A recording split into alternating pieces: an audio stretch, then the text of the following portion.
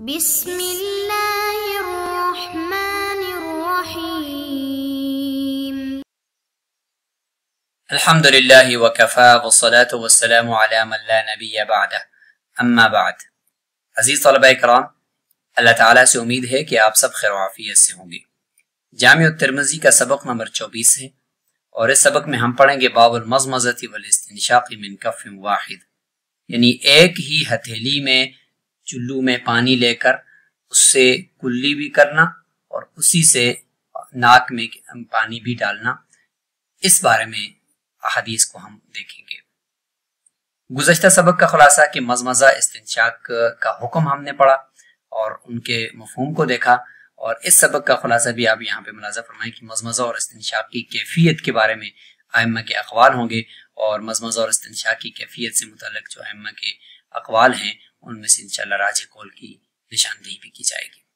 سب سے پہلے حدیث باب کا ترجمہ اور عبارت مکمل کریں گے، اس کے بعد پھر ہم آگے بڑھیں گے۔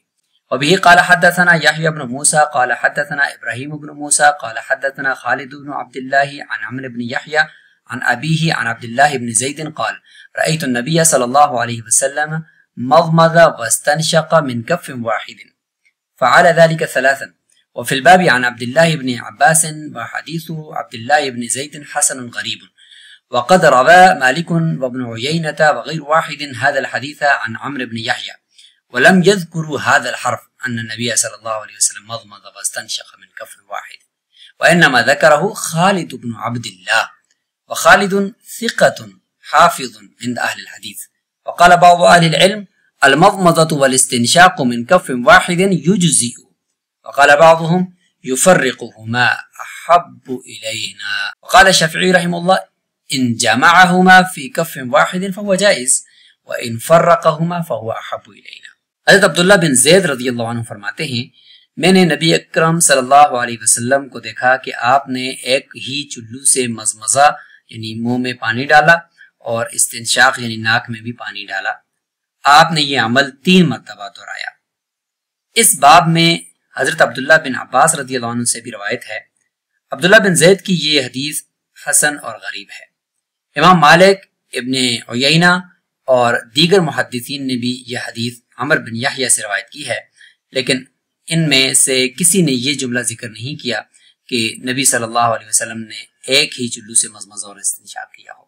یہ صرف خالد بن عبداللہ نے بیان کیا ہے، اور خالد حدیث کے ماہرین کے نزدیک ثقہ اور حافظ ہیں۔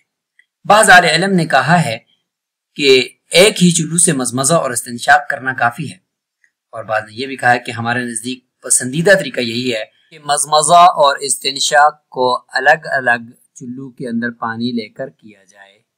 امام شافعی رحمہ اللہ فرماتے ہیں اگر دونوں کو ایک ہی چلو میں جمع کرے تو جائز ہے، اور اگر الگ الگ کرے تو ہمارے نزدیک یہ زیادہ پسندیدہ ہے، یعنی منہ میں پانی ڈالنے کے لیے الگ کلی لے لے اور ناک میں پانی ڈالنے کے لیے الگ سے پانی لے لے، اور ایسا 3 مرتبہ کرے۔ حدیث باب کے راویوں کے حالات دیکھ لیتے ہیں۔ یحییٰ بن موسیٰ بن عبد ربہ الحدانی البلخی ابو زکریہ، ابراہیم بن موسیٰ بن یزید التمیمی ابو اسحاق الفراء، خالد بن عبداللہ بن عبد الرحمن بن یزید المزنی، عمر بن یحییٰ بن عمارہ بن ابی حسن المازنی المدنی، عبداللہ بن زید بن عاصم وہ غیر عبداللہ بن زید بن عبد ربہ صاحب الاذان۔ اس کے علاوہ ہیں جو اذان کی بارے میں جن کو خواب آئی تھی، یہ اس کے علاوہ عبداللہ بن زید بن عاصم ہیں۔ مضمضہ اور استنشاق کے ایک ہی چلو سے کرنے کے حوالے سے ائمہ فقہا کے اقوال یہاں بدائع ثناء سے دیکھتے ہیں۔ امام کاسانی فرماتے ہیں کہ احناف کے نزدیک منہ میں پانی ڈالنا یعنی کلی کرنا اور ناک میں پانی ڈالنا یعنی مضمضہ اور استنشاق الگ الگ پانی سے اور الگ الگ چلو سے کرنا یہی بہتر ہے۔ امام شافعی رحمہ اللہ کے نزدیک بہتر یہ ہے کہ ان دونوں کو جمع کر دیا جائے ایک ہی پانی کے ساتھ، یعنی ایک ہی چلو لیا، اسی میں سے تھوڑا سا منہ میں ڈالنے کے ساتھ ہی ساتھ ناک میں چڑھا دیا، تو یہ زیادہ افضل ہے ان کے نزدیک، اور ان کی دلیل یہی حدیث باب ہے۔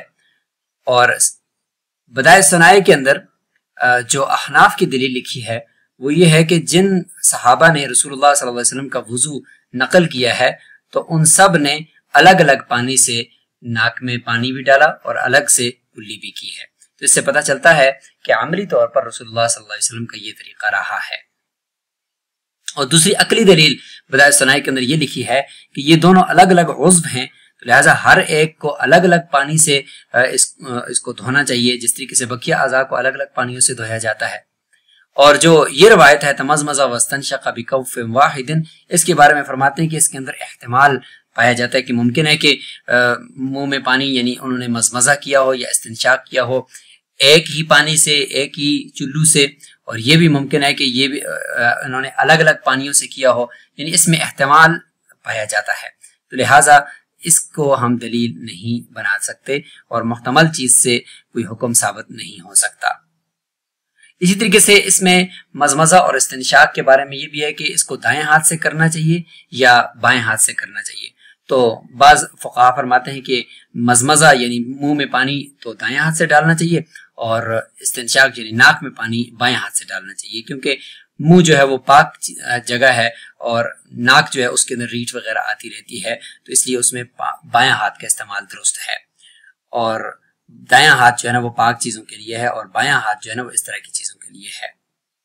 اور احناف کا اس میں یہ ہے کہ اپنے دائیں ہاتھ سے ناک کو جھاڑ سکتا ہے۔ حسن بن علی کی یہ روایت ہے کہ وہ دائیں ہاتھ سے ناک انہوں نے جھاڑا ہے، اور معاویہ رضی اللہ عنہ نے حسن بن علی سے فرمایا کہ آپ نے کیا سنت عمل جو ہے اس کا آپ کو علم نہیں ہے کہ بائیں ہاتھ سے کرنا چاہیے؟ تو حضرت حسن رضی اللہ عنہ فرمانے لگے کہ میں کیسے سنت سے غفلت برت سکتا ہوں جبکہ سنت نکلی ہی ہمارے اپنے گھروں سے ہے۔ تو حضرت حسن بن علی رضی اللہ عنہ نے یہ جواب دیا، تو اس سے پتہ چلا کہ رسول اللہ صلی اللہ علیہ وسلم جو ہے وہ دائیں ہاتھ سے اگر ناک کو جھاڑتے تھے اور بائیں ہاتھ سے پھر آگے سے اس کی صفائی کرتے تھے۔ مغنی میں بھی مزمزہ اور استنشاق کے ایک ہی چلو سے کرنے کے حوالے سے یہاں دلائل دیے گئے ہیں، اور افضل قرار دیا گیا ہے کہ مزمزہ اور استنشاق ایک ہی چلو سے ایک ہی مرتبہ میں کیا جائے۔ ایک مرتبہ لیا، اسی سے تھوڑا سا منہ میں اور تھوڑا سا ناک میں پانی ڈال دیا، دوسری مرتبہ بھی اسی طرح، تیسری مرتبہ بھی اسی طرح کر دیا۔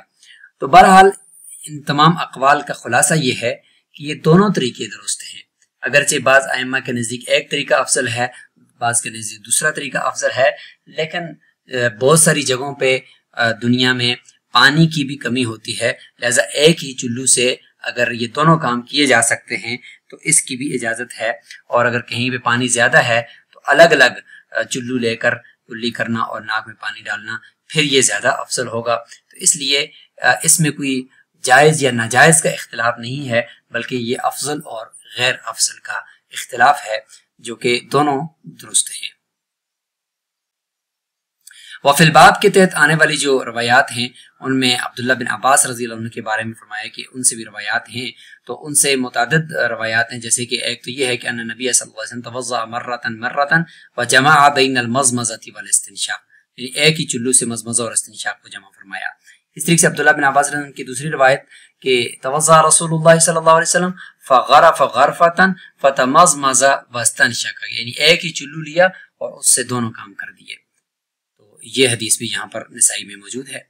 عبداللہ بن عباس رضی اللہ عنہ سے یہ ایک دوسرے الفاظ کے ساتھ یہ روایت ہے کہ توضأ فغسل وجهه اخذ غرفۃ من ماء فتمضمض بها واستنشق، دونوں کو جمع کیا ہوا ہے یہاں پر بھی۔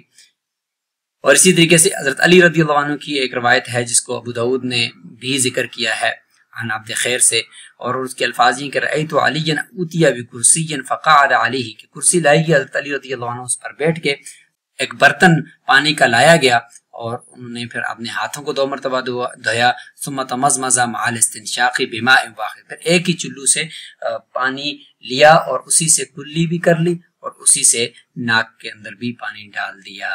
اور آخر میں فرمایا کہ من سرہ ان ينظر الى طہور رسول اللہ صلی اللہ علیہ وسلم فہذا طہور، اگر کسی کو یہ پسند ہو کہ وہ رسول اللہ صلی اللہ علیہ وسلم کے وضو کے طریقے کو دیکھ لے تو یہ ہے وہ آپ صلی اللہ علیہ وسلم کا طریقہ۔ سبق میں موجود احادیث کی کچھ فوائد اور حکمتیں ہیں، جس میں آپ یہاں پہ ملاحظہ فرمائیں کہ نبی صلی اللہ علیہ وسلم نے مضمضہ اور استنشاق ایک ہی ہتھیلی سے 3 مرتبہ کیا، یہ بھی ثابت ہے۔ یہ طریقہ وضو میں سادگی اور سہولت کو ظاہر کرتا ہے۔ ایک کف میں دونوں افعال جمع کرنا بھی سنت سے ثابت ہے۔ فقہا کے نزدیک دونوں طریقے جمع یا تفریق دونوں جائز ہیں۔ امام شافعی رحمۃ اللہ کے نزدیک جمع کرنا جائز ہے، لیکن اگر الگ الگ کرے تو یہ زیادہ افضل ہے۔ یہ عمل پانی کے بچاؤ اور اعتدال کی تعلیم بھی دیتا ہے۔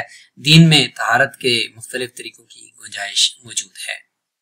حدیث باب کی اگر ہم اصلی تطبیق دیں تو اس میں یہ ہے کہ وضو میں پانی کا بچاؤ اور اعتدال کی تعلیم یہاں سے ملتی ہے۔ کم وسائل میں زیادہ فائدہ حاصل کرنے کی ترغیب بھی ملتی ہے۔ عبادات میں آسان اور سہولت کا پہلو بھی ہے۔ ہائجین اور صفائی کے جدید اصولوں سے ہم آہنگی ہے۔ طہارت کے مختلف طریقوں میں وسعت اور لچک بھی ہے۔ سبق کا خلاصہ یہاں پہ ملاحظہ فرمائیں، اور اسی کے ساتھ ہمارا یہ سبق مکمل ہوتا ہے۔ آخر میں یہ سوالات ہیں جن کو آپ نے لکھنا ہے اپنے پاس، اور ان کے جوابات کمنٹ باکس کے اندر دینے ہیں، اور اسی کے ساتھ ہمارا یہ سبق مکمل ہوا۔ السلام علیکم ورحمۃ اللہ وبرکاتہ۔